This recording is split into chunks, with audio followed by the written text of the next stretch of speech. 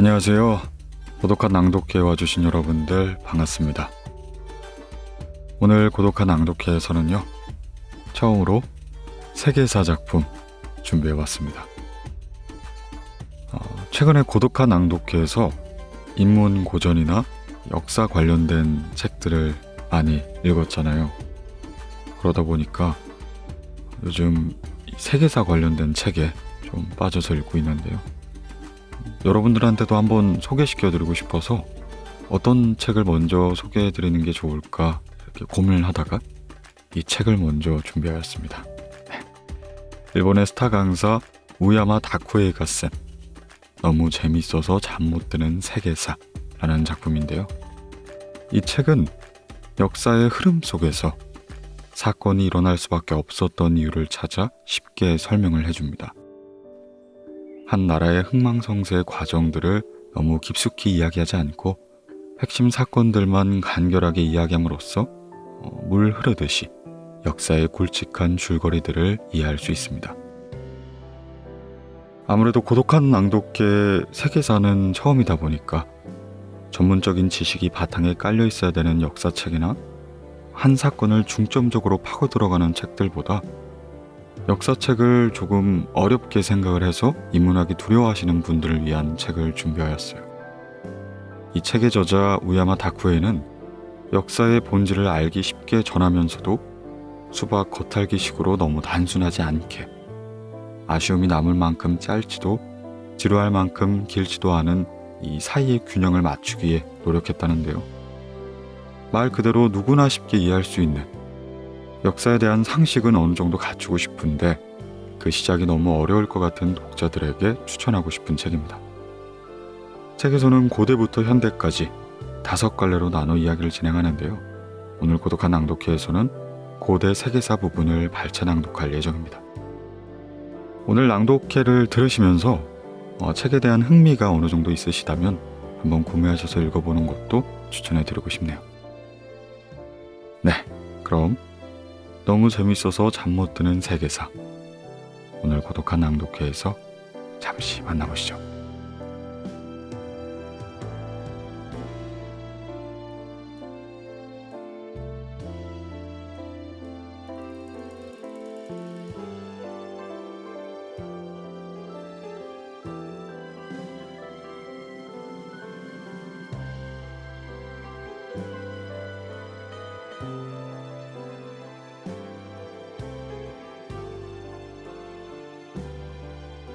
(1장) 고대. 오리엔트, 그리스. 백인은 아시아에 있었다. 인류를 나누는 방법은 다양합니다.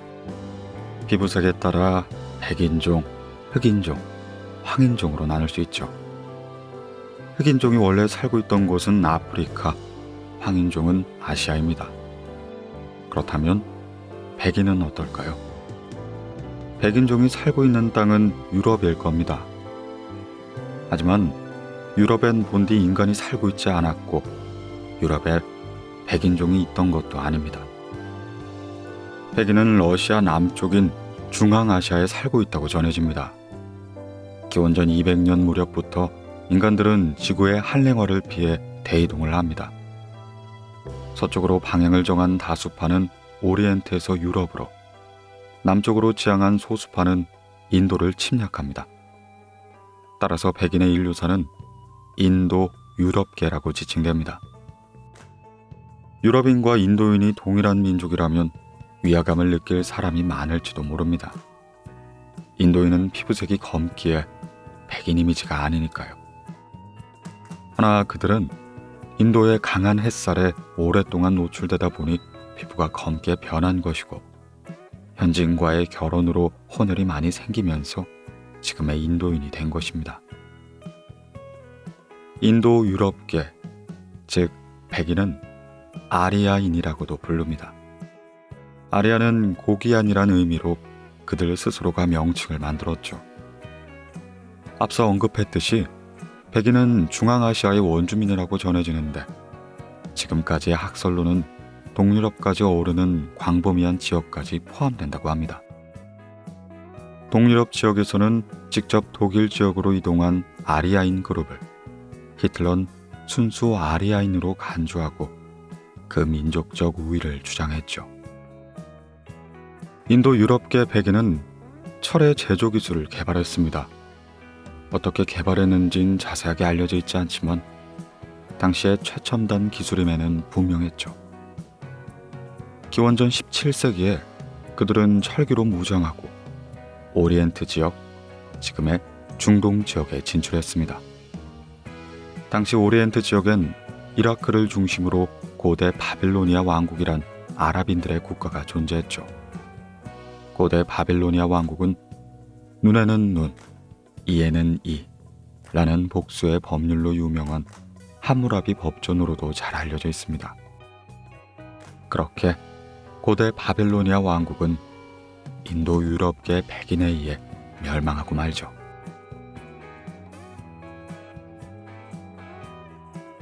인도 유럽계 백인의 전성기. 인도 유럽계에 정복당한 아랍인들은 반격의 기회를 노렸습니다. 메소포타미아의 주변 지역 아랍인들의 힘을 모아 다마스쿠스를 중심으로 내륙 무역, 지중해 무역으로 부를 축적했죠. 부는 북부의 아시리아 지역에서 아랍인 군대를 결성하는 데 사용되었고, 아시리아를 중심으로 아랍계는 급속히 세력을 확장시켰습니다. 아랍인들은 인도 유럽계를 제압, 기원전 7세기 전반에 오리엔트를 통일하면서 아시리아 제국을 세웁니다. 다만 이 아시리아 제국은 무거운 세금과 가혹한 압제 정치로 말미암아 기원전 612년 붕괴하고 말죠. 아시리아 제국의 붕괴 후에 인도 유럽계 백인은 독립을 합니다. 그들은 소아시아의 아나트리아 반도의 리디아 왕국을, 이라는 메디아 왕국을 세웁니다. 이 시대의 인도 유럽계 백인은 소아시아, 이란 등지에 정착하게 되죠. 그들 백인은 긴 세월 동안 혼혈을 반복하면서 지금과 같은 아랍인으로 바뀝니다. 유럽 지역에는 그리스, 이탈리아 등 지중해 연안의 인도 유럽계 백인의 이주 속도가 늘면서 자연스럽게 유럽 세계의 토대를 형성합니다. 이란에 건국된 메디아 왕국은 점점 인구수가 많아지면서 행정기구도 정비되었죠. 자연스럽게 이 메디아 왕국은 아케메네스 왕조 페르시아로 바뀌면서 오리엔트 전체를 통일합니다. 그러면서 오리엔트 지역의 인도 유럽계 백인의 패권이 점차 굳어지게 되죠. 인도 유럽계 백인의 패권은 아케네메스 왕조 페르시아에서 사산 왕조 페르시아로 승계되면서 7세기부터 무려 1000년 이상 지속됩니다. 7세기에 접어들면서 아랍인 무하마드가 이슬람교를 만들고 이슬람과 아랍 정권을 수립하면서 아랍인들은 그제야 패권을 되찾아오죠. 아케네메스 왕조 페르시아는 기원전 6세기 3대 국왕인 다에리오스 1세 때 전성기를 맞이합니다. 전국에 총독을 배치하고 광대한 영역에 걸친 지방 행정을 관리했죠. 왕의 길이라 불리는 국도를 건설하고 조직적인 교통체계인 역참배를 정비해 각 지역을 연계시켰죠. 이런 물류 네트워크를 원활히 만들자 경제가 성장했고 덕분에 왕도 페르세폴리스가 건설됩니다. 북송민의 문화 풍습을 인정하는 관용도 베풀었죠.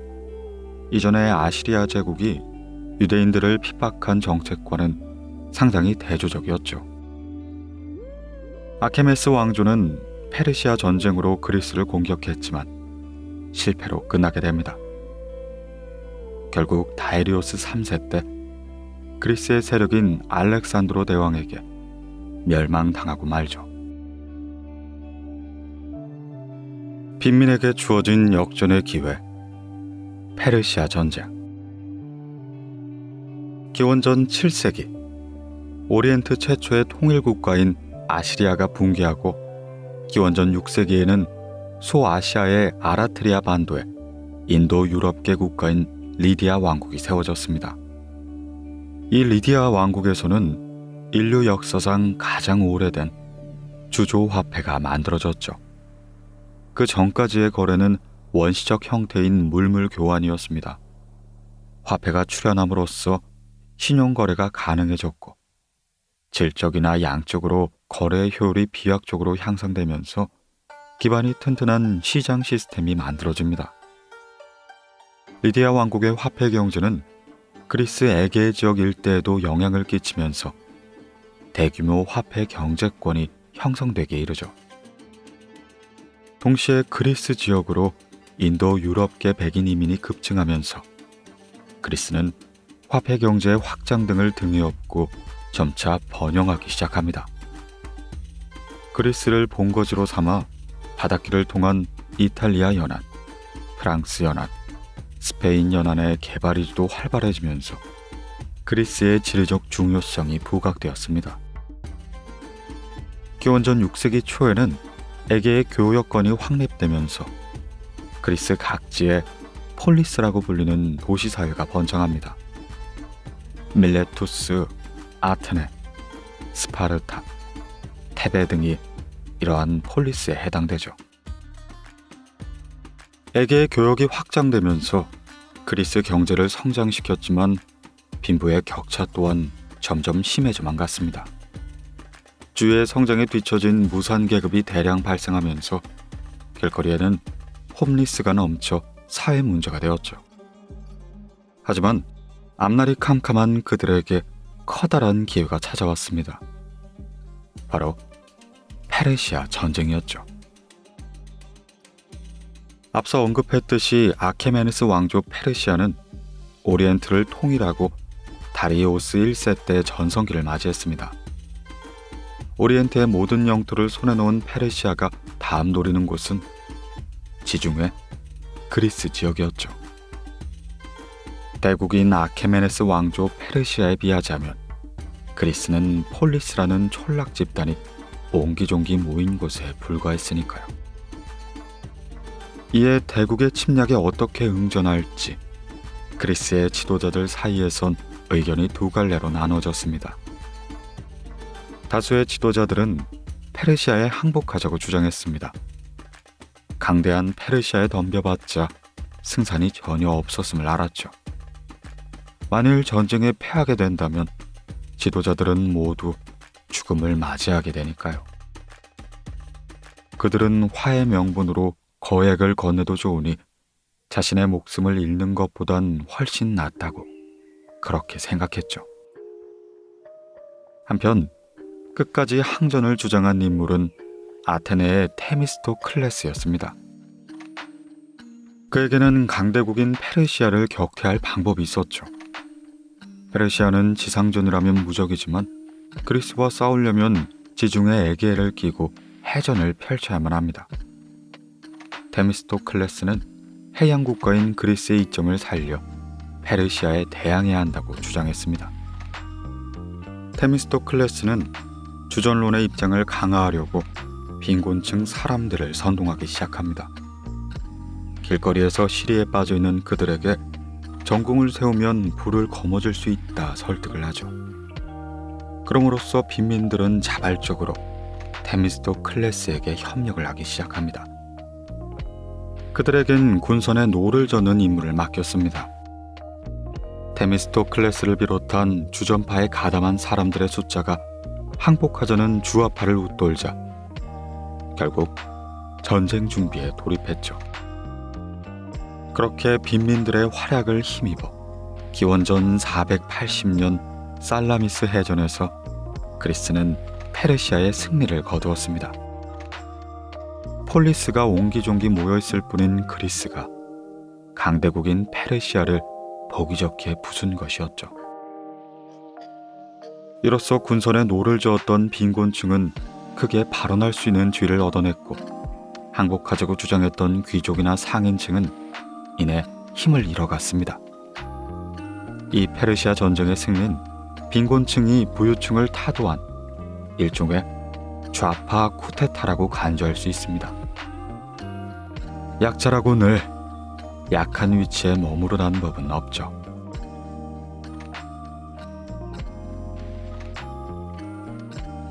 민주정치와 군사주의.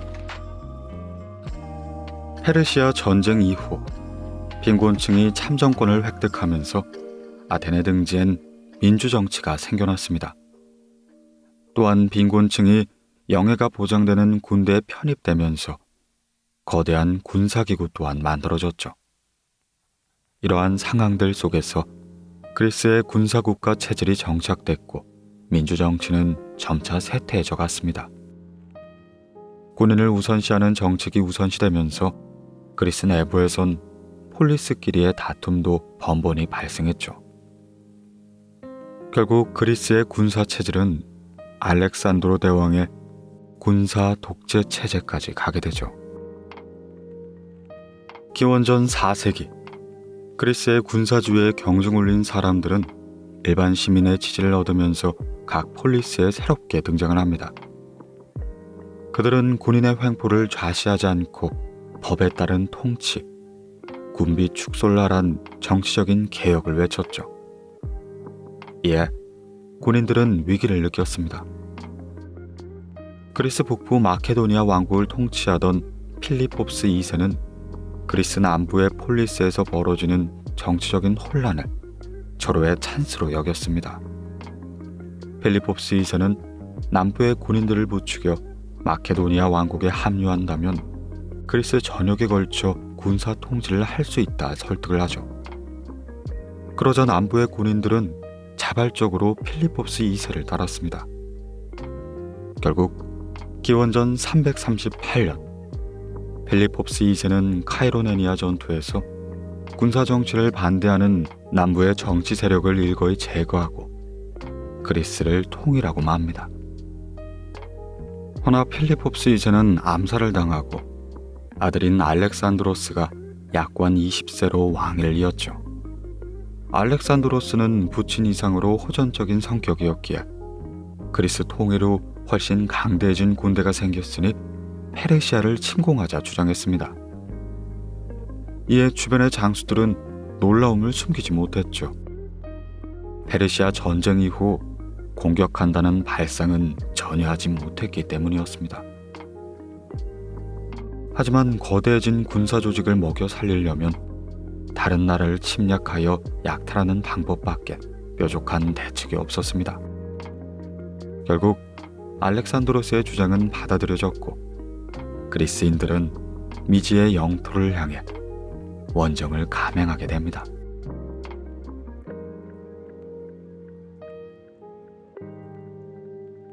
로마, 지중해의 비즈니스.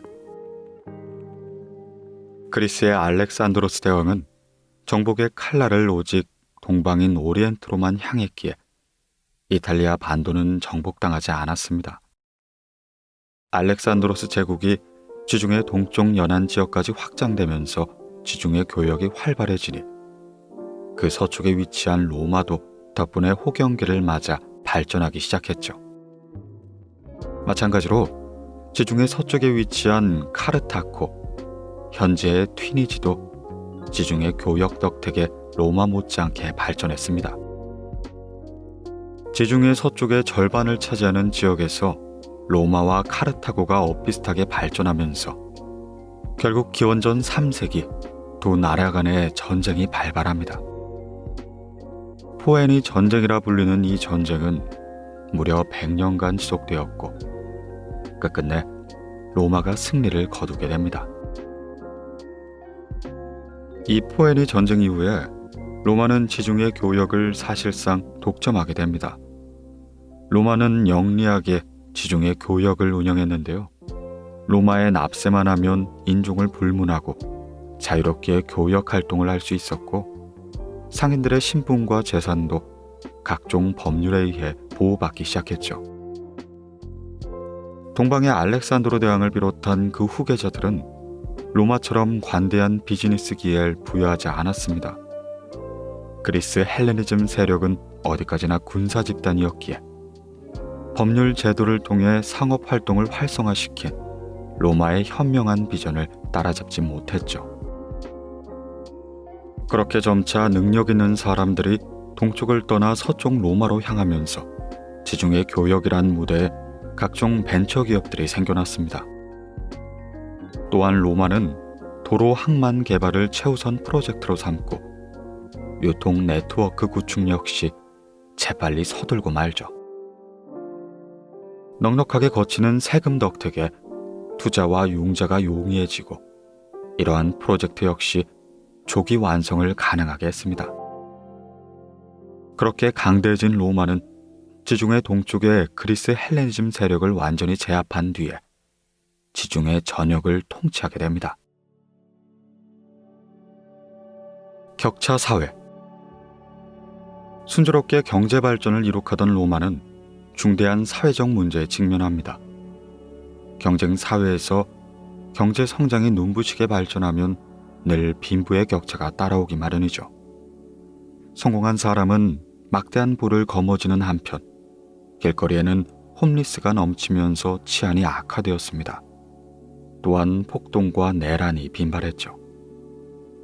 이러한 기원전 2세기의 상황을 내란의 1세기라고 부릅니다. 빈곤층을 어떻게 구제할지가 정치의 당면 과제가 되면서 그라쿠스 형제 등이 개혁을 추진하게 되죠. 그라쿠스 형제는 부유층이 소유한 광대한 토지를 몰수한 뒤에 빈곤층에게 나눠주었습니다. 또한 부유층에게 더 많은 세금을 물려 빈곤층의 구제자금으로 활동하는 좌파적인 정책을 시행했죠. 당시의 부유층은 의회인 원로원 의원들이었는데 그들은 그라쿠스의 방침에 크게 반발을 했습니다. 결국 그라쿠스는 음모에 의해 살해당하고 말죠. 부자들에게 돈을 몰수하여 빈민들에게 나눠주는 정치 수단은 동서고금을 막론하고 자주 있는 일입니다. 하지만 부자들의 반감을 사게 된다면 대부분 실패하기 마련이죠. 아무튼 그라쿠스가 추진한 개혁이 실패로 돌아가면서 빈곤층의 문제는 더욱 심각해져만 갔습니다. 그러자 부자들은 사재를 털어 길거리에 넘쳐나는 홈리스를 자신의 군대에 고용하기 시작했죠. 이윽고 부자들은 자신의 군대를 이끌고 원정을 결해 로마를 벗어난 타 지역의 토지를 지배하기 시작했습니다. 홈리스 고용에 들어가는 투자 비용은 외지 정복으로 인해 생기는 막대한 이익에 비하면 보잘것없는 액수였으니까요. 부자들이 개인적으로 군대를 거느리면서 빈곤층의 많은 사람들이 일자리를 얻었고 로마의 실업률은 극적으로 떨어져 사회가 점점 안정되어만 갔습니다. 원로원이 중심이 된 부유층도 잃을 게 없었기에 이 새로운 흐름에 반대하지 않았죠. 이렇게 부유층이 개인 군대를 이용해 외지 정복이란 투자 비즈니스에 열광하면서 그들은 군대 확장에 돈을 더 많이 쓰게 됩니다. 다만 이 비즈니스는 이익이 큰 만큼 위험도 높았죠. 외지 원정에 나선 군대가 게르마닌 같은 현지 부족과 싸워 패하게 된다면 투자 금액을 회수하긴커녕 목숨까지 잃어야만 했습니다. 결국 외지 정복에 성공하면서 커다란 부와 명성을 거머쥔 사람은 정작 소수에 불과했죠. 카이사르의 출현. 그 소수에 해당하는 사람이 율리우스 카이사르입니다. 카이사르는 군인, 정치인으로서 능력이 널리 알려져 있는데요. 경영자로서의 능력 또한 탁월했습니다. 카이사르는 개인의 군대 장군 신분이었는데 자신의 능력을 과시하면서 외지 정복으로 막대한 이익을 얻을 수 있다고 부유층에게 투자를 권유했습니다. 카이사르는 스폰서를 확보해 거기서 나온 투자 금액으로 군대를 막강하게 키웠죠. 그리고 이후 외지 정복을 차례대로 성공시키고 맙니다. 그렇게 되자 부자들은 경쟁하듯 카이사르의 스폰서를 자청했고 로마의 돈이 모여든 덕분에 카이사르의 군대는 더욱 강력해져만 갔습니다. 물론 군인들의 생활 수준도 크게 개선되었죠. 점점 카이사르는 민중의 지도자로서 부상을 했고 쿠데타를 일으켜 그의 스폰서였던 부유층과 원로원 세력을 제압한 뒤에 독재 권력을 거머쥐게 됩니다.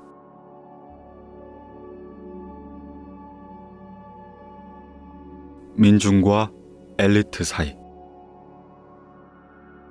민중의 압도적인 지지를 얻어 기원전 46년 딕타토르가 된 카이사르는 자신이 키운 강력한 군사력을 바탕으로 원로원 세력을 제압한 뒤 그들의 특권과 기득권을 자신 휘하의 지휘관들에게 배분했습니다. 카이사르는 이전에 자신의 고마운 스폰서였던 부유층을 배반하고 민중에 가담을 했죠. 이에 격분한 브루투스를 비롯한 원로원 세력들이 카이사르를 암살하고 말죠. 이에 지도자를 잃은 민중들은 분노가 들끓었고 그 상황에서 부상한 인물이 카이사르의 양자인 옥타비아누스였습니다. 옥타비아누스는 카이사르의 군대를 이끌고 브루투스를 비롯한 카이사르 반대파를 숙청한 뒤에 원로원 세력에 압력을 가하게 됩니다. 다만 옥타비아누스의 전략은 교묘하여 결코 카이사르처럼 원로원 세력을 대놓고 누르진 않았습니다. 겉으로는 대결하는 척하면서 민중의 분노와 불만을 잠재우는 동시에 뒤에선 원로원의 보수 세력과 여러모로 협조를 하기 시작했죠. 이에 원로원은 옥타비아누스의 양보심에 경의를 표해 아우구스투스라는 칭호를 선사했습니다. 카이사르처럼 원로원과 정면 대결을 불사하고 부유층과 보수 엘리트층의 반감을 사면 정치가 막힐 뿐더러 국가 자체도 위기를 맞게 된다는 걸 옥타비아누스는 잘 알고 있던 겁니다. 정치란 타협의 산물이란 말이 딱 들어맞는 예라 볼 수 있죠. 카이사르가 파괴자라면 옥타비아누스는 사회에 포진한 각 세력의 균형을 잡으면서 그 미묘한 정치적 상황 속에서 마치 유리세공처럼 정밀하게 로마의 정치체제를 만들어낸 창작자라고 말할 수 있습니다. 또한 민중의 좌파 세력과 엘리트의 우파 세력 중 어느 한쪽이 너무 강해지면 정치적 균형이 깨지고 옥타비아누스 자신도 양부인 카이사르처럼 암살당할지 모른다고 생각했기에 자신을 결코 황제라 부르지 못하게 했습니다. 대신 프리캡스, 원수라고 부르도록 했죠. 하지만 옥타비아누스가 실질적으로 로마 제국의 초대 황제였다는 사실은 아마 부인할 수가 없을 겁니다. 위태로운 제국 경영. 옥타비아누스는 자신을 황제가 아닌 프리캡스라고 부르게 했지만 사실상 로마의 초대 황제였죠. 좌파 민족 세력과 우파 원로원 세력 간의 미묘한 정치 균형 위에 서 있는 황제는 결코 권력이 강하진 못했습니다. 그럼에도 로마 제국은 드넓어서 동해 지중해를 중심으로 북쪽으론 영국 스코틀랜드, 남쪽으론 아프리카 사하라 사막까지 일렀죠. 황제의 약한 권력이 이만큼이나 광활한 영토를 통괄한 탓에 제도상의 여러 가지 시행착오가 생기며 역대 황제들은 골머리를 앓았습니다. 그러니 최우선의 지배 원칙은 끊임없이 영토를 확장시켜 국내의 불만을 바깥으로 향하도록 만드는 것이었죠. 침략 정책을 펼치지 못했던 시기엔 국내 경쟁 상황이 안정적이었고 그것이 사람들의 불만을 가라앉히는 효과를 준 덕분에 이 세기엔 팍스 로마나라 불리는 평화로운 번영기를 누렸습니다. 이 번영의 시기에 오연제가 등장해 선정을 베풀지만 5명의 황제가 훌륭한 정치를 펼쳐 번영을 구가하기보단 오히려 이 시기의 경제 번영이 넉넉한 세금 징수를 가능하게 만들었기에 결과적으로 로마의 전성시대가 되었다고 보는 게 맞죠. 다만 로마의 침략 확대에도 한계가 존재했습니다. 로마 제국은 이미 커질 만큼 커졌고 남아있는 영역은 북쪽의 얼음 지역과 남쪽의 사막 지역뿐이었으니까요. 그렇게 더 이상 확대 정책을 펼칠 수 없어 경제 성장이 멈추게 되자 즉각 민중의 불만이 터져나오기 시작합니다. 불만을 가라앉히려고 로마 제국은 제국 영토의 유력자 모두에게 관대의 시민권을 부여했죠. 이는 로마의 황제가 외지 유력자들의 반란을 두려워했기 때문에 그들을 회유하라는 정책이었습니다. 한편 시민권이 주어진 유력자들은 로마 제국의 정식 구성원으로서 시민세 등의 각종 납세 의무가 부과되며 제국은보다 많은 세수입을 거둬들이게 됩니다. 이 시기에 로마 제국은 도로나 수도, 욕탕, 결투를 벌이는 투기장 같은 공공시설을 정비하면서 민중에게 쾌락한 생활을 제공해 주었습니다. 이러한 공공 기반의 대규모 공사에는 침략 정책이 막을 내리면서 직업이 없어진 퇴역 군인들이 고용되었고 그들의 생활까지 안정시켰죠. 또한 그 덕분에 퇴역 군인의 반란까지 미연에 방지할 수도 있었습니다. 다만 부작용도 생겼습니다. 시민권이 주어진 외제 유력자들은 정치적 권한을 배경으로 현지에선 독립, 스스로를 황제라 칭하며 로마 제국의 방침에 따르지 않았던 겁니다. 제국 각처에서 이처럼 독립한 황제가 출현하면서 로마 제국은 공중분해가 되었고 군인 황제 시대라 불리는 시기로 접어듭니다. 로마 제국의 재정이 악화되었고 공공사업의 발주에 지장이 생기면서 결국 폭동과 내란이 번번했죠. 황제들의 고뇌. 이처럼 파란만장한 시대의 황제가 된 디오클레이티아누스는 로마 제국의 지배 시스템을 하루빨리 바꾸려고 애썼습니다. 군인 황제가 할거하던 당시의 로마는 4분 5열이었기에 디오클레티아누스 황제는 드넓은 로마 제국을 다시 하나로 통일시키기란 불가능하다 판단을 내렸죠. 하여 일정한 수준의 4분 5열은 인정을 해주고 대신 타협적인 정책을 취했습니다. 테트라르키아라고 불리는 정책이 바로 그것이었는데 이는 제국을 4곳으로 나누어 각각의 영역에 황제를 두고 지방을 각기 분할하는 통제 방법이었죠. 디오클레티아누스가 취한 이 정책은 실효를 거두었습니다. 4곳으로 분할되었지만 정치적인 기능은 그럭저럭 되돌릴 수 있었죠.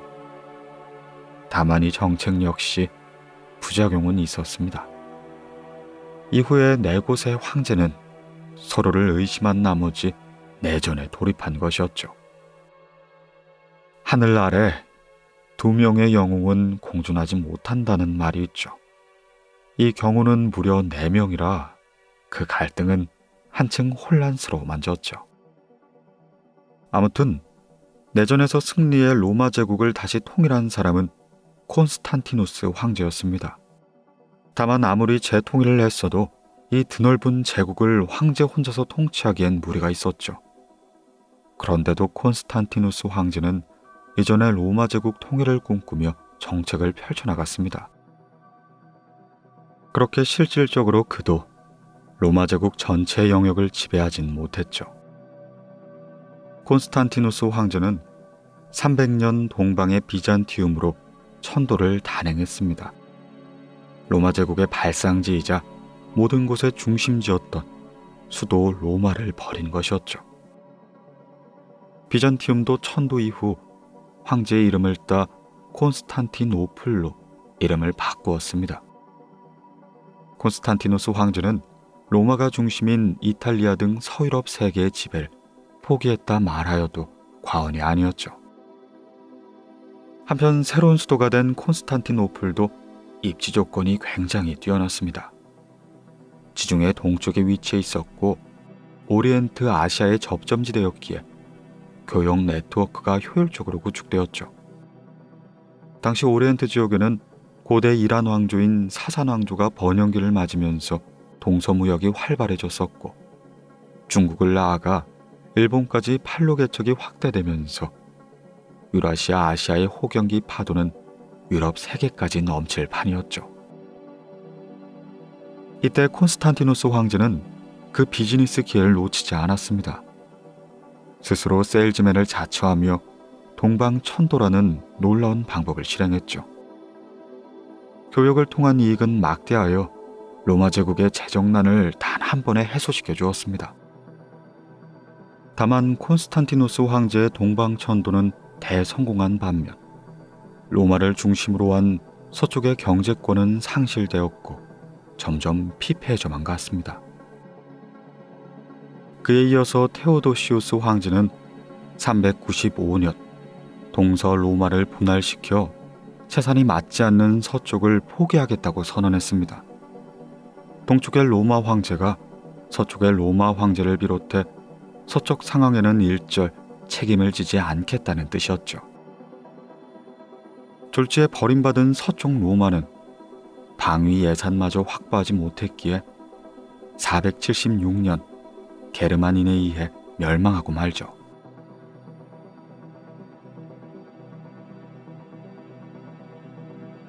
정치에 이용당한 종교, 기독교. 기독교는 로마 제국에 의해 박해받았습니다. 기독교의 신자들은 황제의 권위를 인정하지 않았기에 그 세력은 황제에게 위협적이었죠. 다만 내전을 종결시키고 즉위한 콘스탄티누스 황제는 이리저리 흩어진 로마를 재통일하려 수단을 꺼냈는데 그것이 바로 기독교였습니다. 콘스탄티누스 황제가 즉위했을 당시에 기독교 세력이 더욱 커진 상황이었기에 이를 탄압하기보단 오히려 기독교의 보호자로서 황제의 권위를 유지하는 게 훨씬 유리했기 때문이죠. 더불어 사분우열된 사람들의 마음을 기독교로 묶어낼 수 있다는 장점 또한 있었습니다. 그렇게 콘스탄티누스 황제는 313년 기독교를 공인했죠. 하지만 당시의 기독교는 종교상의 가르침인 교의도 분명히 정해지지 않았기에 접근 방식은 사람마다 조금씩 달랐습니다. 사분오열된 사람들의 마음을 하나로 묶어낼 목적으로 이용하고 싶은데 기독교 자체가 통일되지 않으면 도움이 안 되지 않겠습니까? 콘스탄티누스 황제 입장에선 이 기독교의 교의를 반드시 통일시켜야만 했죠. 당시의 기독교의 교의는 예수를 신으로 할지 아니면 신의 음성을 듣는 초능력을 지닌 사람을 할지를 두고 큰 격차가 있었습니다. 로마 제국의 입장에선 당연히 예수를 신으로 만드는 게 유리했죠. 만일 예수가 인간이고 신이 따로 있으면 신은 눈에 보이지 않는 추상적인 형상이 되기에 그 대상이 확실해지지 않았습니다. 반면 예수 자체가 신이라면 그 모습이 구체성을 띠면서 신앙의 대상이 되어줄 수 있었습니다. 그래서 예수를 인간으로 보는 세력은 추방되었고 예수를 신으로 보는 세력이 전통파로 인정받게 되었습니다. 가톨릭은 정통이라는 의미의 라틴어입니다. 그 후 정통인 가톨릭 기독교가 유럽 사회에 강력한 영향을 끼치게 되죠.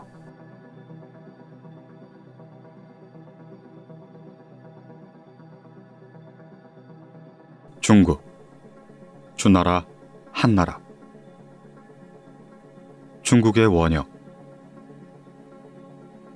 아시아 민족의 사회 문화적 뿌리는 모두 중국에 있습니다. 한자를 비롯해 유교 등 중국에서 시작한 문화와 전통의 기초 위에 오늘의 아시아가 존재하죠. 고대 중국의 발상지는 황허 유역이고 그 결과 황허 문명이 태어났습니다. 이 문명이 발전하면서 기원전 16세기에 은왕조가 나타났죠. 은왕조는 현재 확인된 가장 오래된 왕조로 한자가 만들어진 왕조입니다. 한자는 남쪽의 장강 유역에도 보급되어 황허와 장강을 아우르는 남북의 거대한 언어 문명권을 형성했죠. 본디 장강 유역은 황허 유역과는 다른 사회 문화를 갖고 있었고 민족의 계통 또한 달랐습니다. 하지만 한자가 보급되면서 양쪽 지역의 공통 언어가 기반되면서 중국이란 원형을 탄생시켰습니다. 따라서 중국은 한자를 사용하는 모든 민족과 그 영역, 사회, 문명을 가리키는 것이죠. 이 개념을 비추어 보면 일본인은 한자와 히라가나를 반반씩 사용하는 반중국인이라 말할 수도 있습니다. 또한 북방의 몽골족 등 유목민 중에서도 한자를 사용하여 중국의 문명에 동하던 사람들은 모두 중국인이 될 수 있었습니다. 이처럼 중국인은 다민족의 집합, 혼합이며 각 민족의 생김새와 풍습, 기질이 달라도 한자라는 공통된 언어 기반을 가진 사람들의 집합체인 셈이죠. 인간이 사회를 형성할 때도 언어가 출발점이 되었고 구심점 또한 되었으며 그 언어로 인해 발전하였습니다. 이로써 인간 사회와 언어와의 관계가 얼마나 밀접한지 알 수 있죠.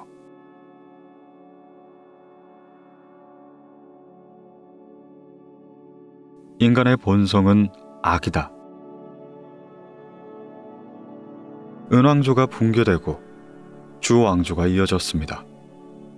주왕조 후반인 기원전 8세기 북방 유목민의 침략 등으로 주나라가 악화되면서 지방의 군웅들이 할거하는 혼란과 분열의 시대로 접어들죠.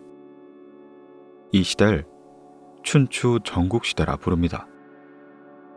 춘추 전국시대엔 철이 발명되면서 철제 농기구 덕분에 농업의 생산량이 비약적으로 늘어났습니다.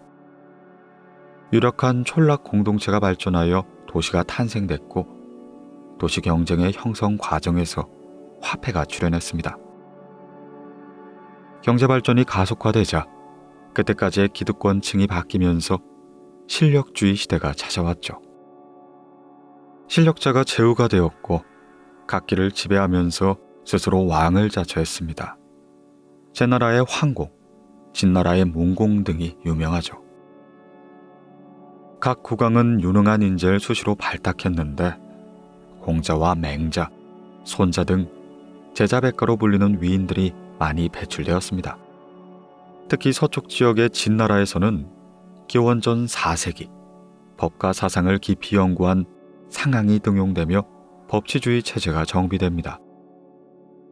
진나라 이외의 각국에서는 공자가 주창한 유교의 덕치주의를 떠받들었죠. 이 덕치주의는 인간의 선에 신뢰를 두는 통치 이념으로서 자비의 정치를 베풀어 민심을 안정시키고 조화를 이루는 사회를 지향했죠. 한편 법가 사상을 비롯한 법치주의는 인간의 심성을 악으로 간주해 인간은 악을 행한다는 전제 아래 죄악을 범한 인간을 벌하는 법률을 통치의 근간으로 삼았습니다. 또한 공적이 뛰어나면 법에 따라 상을 내리는 등 신상 필벌의 원칙을 철저히 했죠. 자, 그렇다면 인간을 선으로 보는 덕치주의, 인간을 악으로 간주하는 법치주의 중 어느 쪽이 더 지지를 받았을까요? 사람들은 법치주의에 따른 통치를 원했고 진나라는 그 지지를 바탕으로 마침내 기원전 221년 전국을 통일하게 되죠. 이는 정치의 본질을 잘 나타내는 역사라 말할 수 있습니다. 정치는 사람의 선의에만 의존할 수 없고 실제로 존재하는 것은 사람의 욕망뿐이라는 걸 보여줍니다. 인간은 자신의 욕망을 채우기 위해 남의 것을 빼앗고 속이고 죽이는 등의 악행을 저지릅니다. 그러한 욕망을 억제시키기 위한 강제력이 있는 장치가 사회에는 필수 불가결한데 그것이 바로 법이라는 거죠. 자비와 덕만으로는 욕망을 억제시키기 어렵기에 사람들은 보기 흉할 만큼 싸웁니다. 이로써 법은 욕망의 폭주를 벌하는 거죠. 반면 일정한 수준의 욕망 추구를 인정하고 그것이 타인의 욕망과 부딪히지 않도록 욕망의 타협점, 즉 권리의 범위를 정해줍니다. 규칙 속에서 자유롭게 경쟁하도록 보장해주고 능력 있는 사람이 법을 통해 정당히 평가받습니다. 그런 면에서 유교의 덕치주의는 윗사람에 대항하는 걸 인정하지 않으며 부당한 기득권이 고정화되고 경제력이 무의미해지면서 사회 발전을 꾀할 수 없습니다.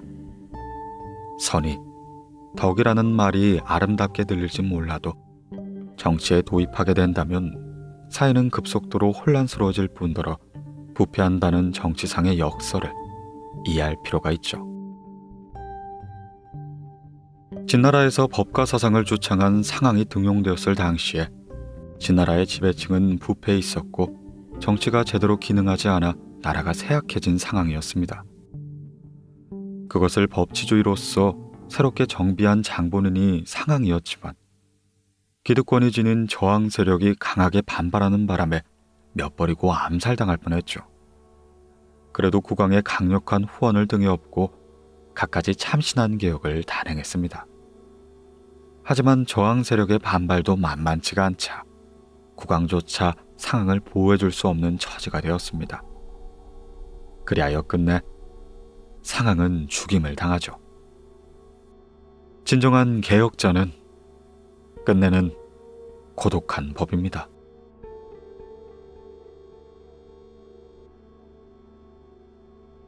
진나라에서 한나라로. 상항의 개혁 의지는 진나라의 젊은 지도자층에게 받들어져 그 후에도 법과 사상에 의한 개혁이 단행되었습니다. 결국 진나라는 강국으로 발전하여 마침내 시황제에 의해 전국 통일을 이뤄내죠. 진나라가 유교 사상을 버리고 법치주의를 받아들였던 이유로 진나라의 지리적 배경을 꼽을 수 있습니다. 진나라는 지금의 서안의 본거지를 두고 중국의 서쪽에 위치해 있었습니다. 이전부터 서쪽 지역의 나라들과 교류가 활발한 까닭에 국제 감각이 풍부해져 다른 나라처럼 유교 사상만 고집하지 않았죠. 교역으로 상공업, 화폐 경제가 발달했고 법과 사상이란 새로운 기준을 적극적으로 도입할 수 있었습니다. 진나라 시황제는 법과 사상을 철저하게 따라 법가인 이사를 재상으로 등용하여 강력한 중앙집권 정책을 실시하였습니다. 이로써 중국의 모든 영토에 걸쳐 보수층과 기득권층을 억압했죠. 다만 유교를 탄압하는 등 너무 급진적인 정책을 펼쳤기에 보수파의 저항에 직면을 했고 진시 황제의 사후엔 정치가 극심한 혼란 상태에 빠졌습니다. 거기에 민중 봉기까지 일어나자 진나라는 결국 붕괴되고 말죠. 진나라 붕괴 후 내란 속에서 항우와 유방이 등장합니다. 양측의 격렬한 전쟁 끝에 농민 출신인 유방이 인심을 장악하고 천하를 통일하며 기원전 202년 한왕조가 탄생합니다. 한나라는 그 후에 400년에 걸쳐 장기 집권을 하죠. 유방이 천하를 통일했다고는 하지만 실제로 천하를 하나로 묶진 못했습니다. 지방에선 제후가 할거했고 중국은 4분 오열된 상태였습니다. 유방의 천하 통일은 겉모습에 불과했죠. 게다가 한나라는 몽골의 흉노족 침략을 받는 등의 위태로운 정권이었습니다. 흉노족의 공격을 받으면서 혼란에 빠진 한나라에 남쪽 제후가 반기를 들며 결국 기원전 154년 5초 7국의 난이 발생합니다. 남쪽의 5나라를 중심으로 7개국의 반란국은 한나라의 군사보다 수적으로 우세했지만 내부 통제가 잘 되지 않았죠. 당시 한나라의 황제인 경제의 영리한 작전으로 인하여 진압되고 말았습니다. 이때서야 중국은 실질적으로 처음 통일이 되었죠. 황제 권력이 한층 강해지고 중앙집권 체제로 크게 전환되는 시기였습니다. 부친의 경제적 집권 정책은 아들인 무제로 이어져 보다 강력한 중앙 통치가 실시되었습니다. 북방 이민족인 몽골의 흉노족은 중국에 번번이 쳐들어오면서 약탈과 살인을 일삼았습니다. 이에 무제는 막대한 재정을 지출하여 거대한 군사 조직을 편성하여 흉노적 토벌에 성공하고 말죠. 하지만 흉노족을 토벌하는 데 들어간 지출 때문에 한나라는 급격한 재정난에 빠지게 됩니다.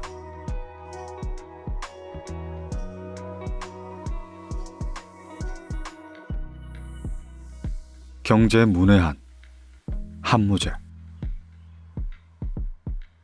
피폐한 재정을 다시 세우기 위해 무제는 소금과 철의 판매권을 민간인으로부터 빼앗아 조정에서 비싼 값에 독점 판매하도록 했습니다.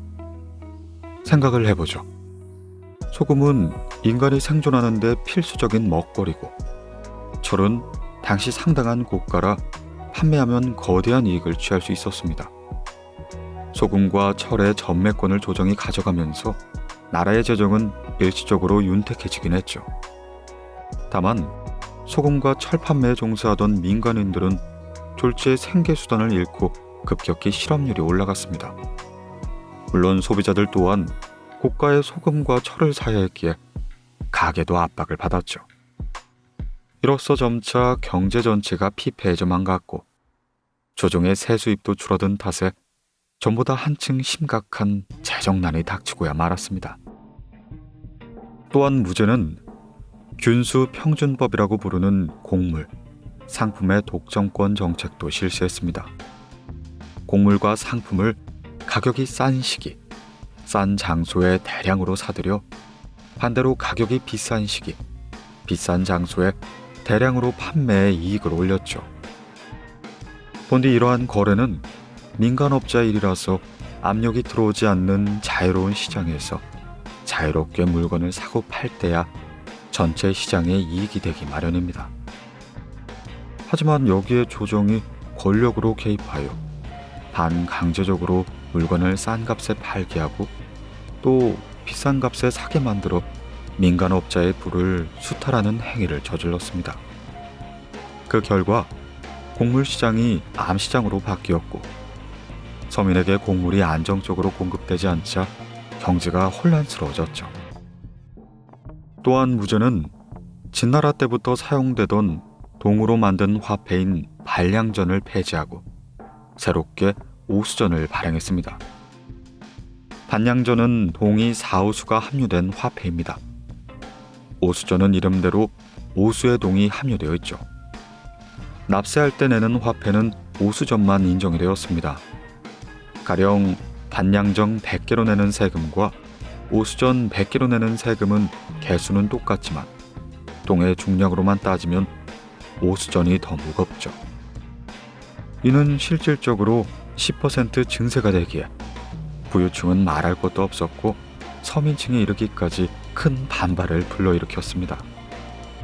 오수전의 도입은 모든 조세에 부담을 주면서 이윽고 무거운 세금을 이기지 못하고 도망을 친 사람, 폐업하는 상인들이 줄줄이 이어져만 갔죠. 무제의 이러한 경제정책에 대해 그 부당함을 간언하는 신하들도 많았지만 무제는 결코 귀담아 듣지 않았습니다. 그는 태어날 때부터 제왕이었기에 돈이 어떻게 들어오고 나가는진 전혀 관심이 없었죠. 신하가 폐하, 돈이 없어서는 안 됩니다 라고 아무리 간언을 해도 아니, 아무 데서라도 가져오면 되는 것이 아닌가 라며 말도 안 되는 소리를 했죠. 무제의 명령은 절대적이었습니다. 그 결과가 앞서 언급한 대로 민간업자를 압박하고 그들의 부를 수탈하는 어리석은 짓으로 이어졌죠.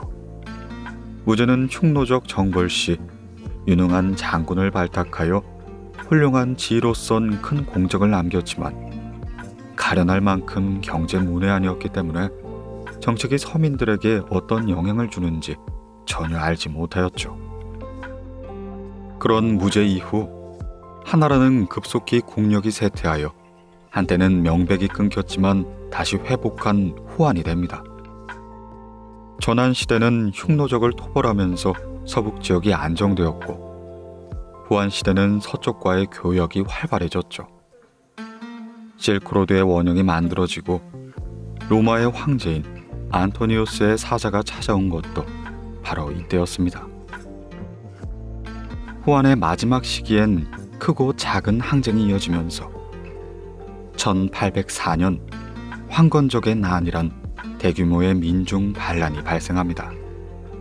이때부터 난세의 시대로 접어들죠.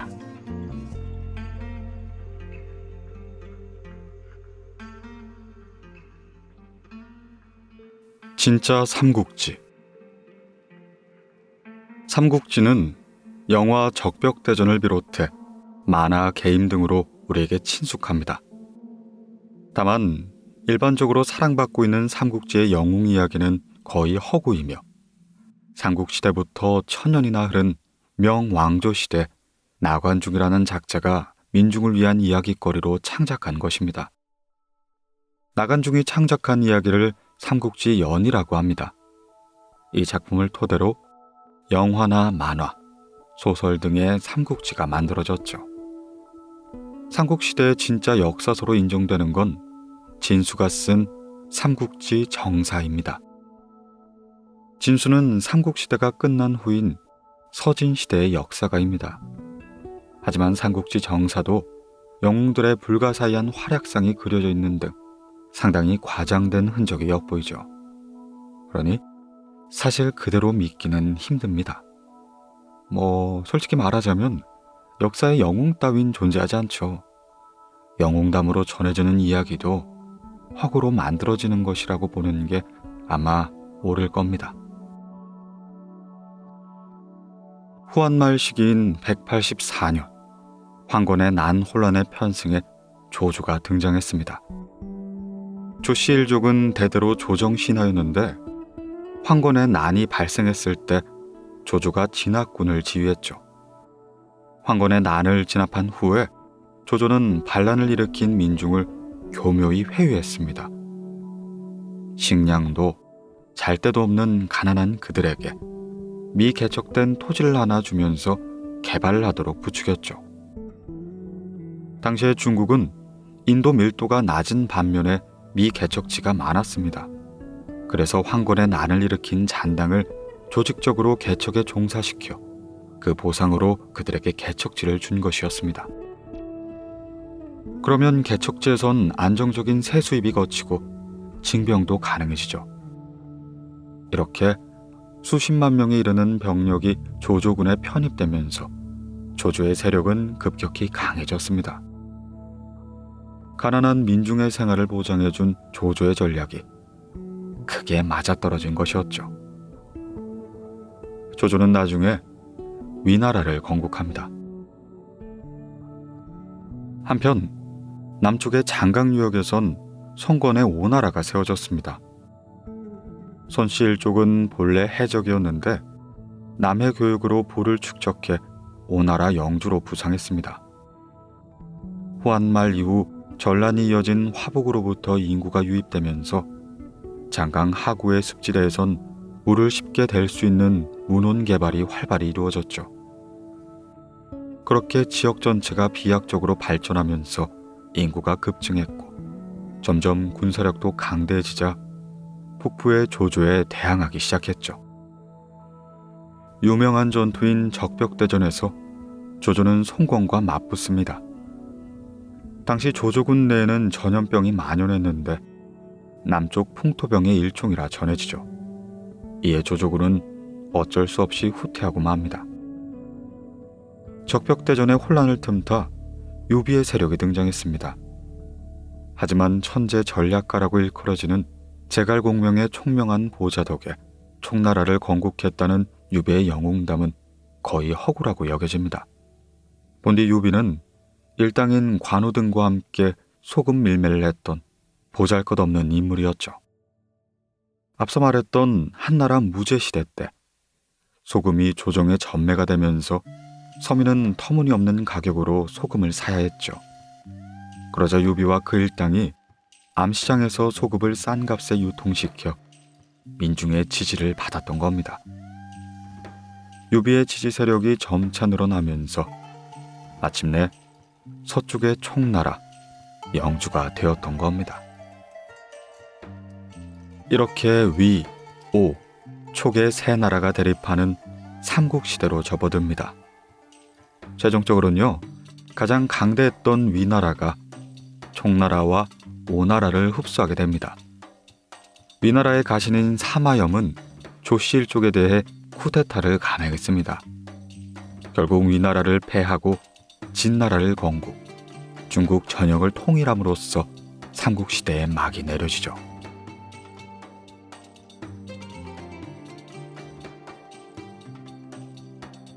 중국의 하이브리드. 이렇게 봤을 때 전란시대가 끝난 것처럼 보이지만 진나라는 정권의 기반이 취약하여 내란이 빈번했습니다. 결국 316년 몽골 흉노족의 침략으로 인해 멸망을 하고 말죠. 멸망한 진나라는 남부 지역으로 도피, 진나라의 후계로서 동진을 건국하고 맙니다. 북부 쪽은 몽골인을 중심으로 이민족이 할거했습니다. 한나라 무제에게 철저히 토벌당했던 몽골인들은 500년 동안 전면에 나서지 못한 채 숨만 죽이고 있었죠. 그 기간 동안 중국에선 삼국전쟁이 발생했고 나라는 점차 황폐해져만 갔습니다. 사마염이 천하를 통일했다지만 중국 전역의 황폐함은 한계에 이르렀고 그 틈을 타 힘을 갖춘 몽골인들이 쳐들어온 것이죠. 몽골인들은 화북을 지배했고 386년 부기를 세웁니다. 이후 화북의 몽골인 왕조와 남부의 중국인 왕조가 동시에 존재하는 남북조 시대가 열리게 되죠. 이 기간 동안 화북의 몽골인들은 중국화 정책을 실시했습니다. 몽골인의 문화 풍습을 버리고 한자를 사용하며 중국 문화를 받아들인 겁니다. 또한 중국인들과의 혼인으로 이어지면서 화북을 침략한 몽골인들은 불과 100년 만에 중국화가 되었죠. 대량으로 생산된 새로운 혼혈 인종은 중국의 새로운 지배층으로서 권력을 갖게 되었습니다. 북방의 몽골인을 따라하면서 몽골인과 중국인의 융화를 꾀했고 화북에서 몽골 지역에 이르기까지 거대한 세력권을 형성했습니다. 그 세력은 장강유역의 남부를 흡수하면서 수나라, 당나라의 통일제국을 만들어 나갔죠. 춘추 전국시대 이후로 철제 농기구 개발 등 농업기술의 발전으로서 중국은 인구가 점차 늘어나기 시작합니다. 전환시대인 1세기에는 인구가 약 6천만 명에 달했지만 후한말부터 삼국시대인 3세기에 인구가 크게 급감했죠. 무려 1,000만 명 정도까지 감소했다 추정하고 있습니다. 이는 전쟁을 비롯하여 전염병과 기근에 시달린 비참한 시대였음을 알 수 있죠. 그러니 영웅의 시대는 삼국지의 시대라는 것은 그저 통속적인 이미지에 불과하다는 걸 알 수 있습니다. 280년 진나라가 중국을 통일했을 때 1600만 명 정도 인구를 회복했지만 몽골인을 비롯한 북방 이민족의 침입으로 다시 인구는 급감하게 됩니다. 이 시기에 1000만 명의 인구가 사라지고 화북에 거주하던 많은 중국인들이 전쟁을 피해 남부로 이주했습니다. 대신 수백만 명의 북방 이민족이 화북으로 이주했고 4세기에서 5세기를 걸쳐 이른바 중국인화를 지향하는 한화 정책으로 화북의 중국인은 이전의 중국인과는 다른 새로운 혼혈 인종이 되었습니다. 말하자면 중국 문명은 중국인이라는 틀을 넘어 그 자체가 지극히 복합 문화적인 양상을 띠게 된 거죠. 보통 일반적으로 한족은 순수한 중국인이라 간주하는 경향이 있지만 이 시대에 이미 중국인은 몽골계 북방 이민종과 상당한 규모로 혼혈이 진행되었습니다. 현재 중국 인구의 92%를 한족으로 보지만 정확히 말하자면 중세시대 때 혼혈화된 한족이라 말해야 옳은 거겠죠. 화북에서 몽골인이 세운 부기 왕조는 중국을 본떠 중앙 집권인 관료제를 정비, 군사력을 증강시켜 민족 융합에 따른 강력한 발전을 이룹니다.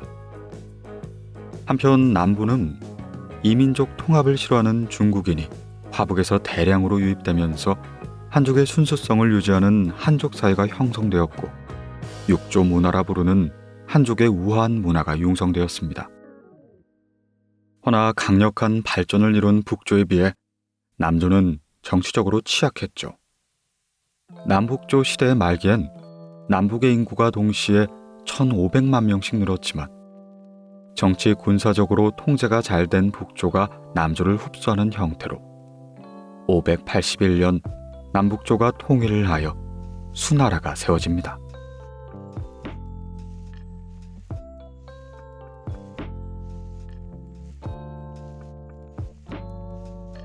날조된 폭군, 수나라 양제. 수나라 2대 황제인 양제는 대운하를 건설하여 화북과 남부를 물길로 연결했습니다.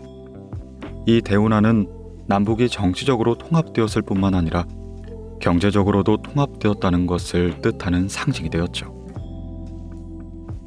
폭군으로 유명한 양제는 대운하 완성을 축하하는 자리에서 운하 건설에 고생한 백성을 치하긴커녕 호화로운 뱃놀이를 즐겼다는 등 대단히 오만했다고 전해지지만 실제로는 과장된 이야기라 봐야 합니다. 양제는 대운하 건설을 비롯하여 율령제라고 부르는 중앙 집권적 관료제를 정비하여 국력 징대에 힘을 썼고 경제를 발전시킴으로써 백성 생활을 향상시켰습니다. 더불어 양제 시대에 균전제를 실시함으로써 부유한 호족이 소유한 대토지를 몰수해 백성들에게 골고루 나눠주는 좌파적인 정책을 추진했죠. 또한 양제는 과거라는 관료 등용제도도 실시했습니다. 과거는 필기시험 점수로 합격을 정하는 열린 등용제도로 인맥이나 정치적 배경이 없는 백성들에게도 기회가 주어진 셈이었죠.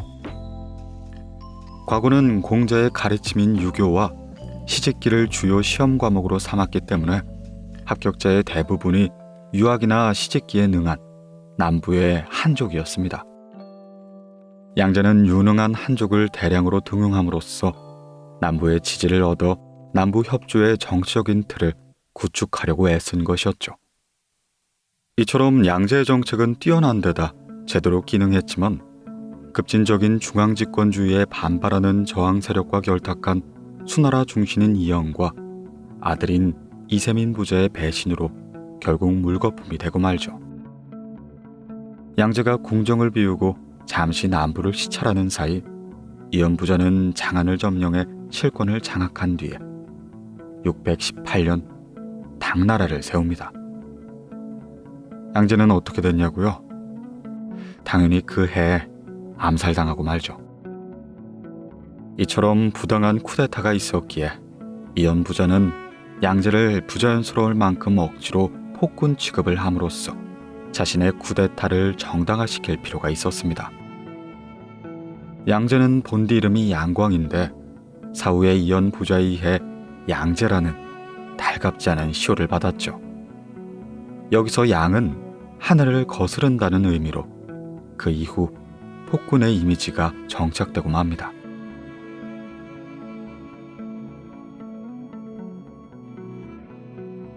당나라의 치밀한 관료제. 당나라처럼 드넓은 영토를 소유한 왕조 입장에선 중앙집권이 지방의 구석구석까지 통제할 수 있는지의 여부가 커다란 당면 과제였습니다. 당나라는 수나라의 균전제를 이어받았습니다. 균전제는 문자 그대로 백성에게 논밭을 동등하게 나눠주는 제도로 백성의 토지 소유권의 격차를 발생시키지 않고 지방의 강력한 세력이 형성되는 것도 미연에 방지할 수가 있었죠. 또한 동등하게 나눠진 논밭이 백성의 호적에 등록되기에 그 데이터를 중앙정부가 관리할 수 있었습니다. 그 호적을 중심으로 세금 징수와 징병이 실시되는 한편 국가 재정 편성에도 크게 영향을 끼쳤죠. 이렇게 눈부신 경제 발전을 이룬 당나라에서도 어김없이 빈부의 격차가 발생합니다. 부를 축적한 자산가 계급이 생겨난 반면에 경제 발전에 따른 인플레, 과중한 세금을 이겨내지 못해 도망가는 빈농이 급증한 것입니다. 이에 당나라 조정은 응급조치로서 토지 매매를 인정하고 버려진 땅도 경작할 수 있는 권리도 인정해 주었습니다. 하지만 묶여 있었던 토지 겸용을 해금함으로써 당나라는 치명타를 맞습니다. 자산가 계급은 토지를 마구마구 사들여 결국 대지주가 되었고 점차 세력을 확장시켰습니다.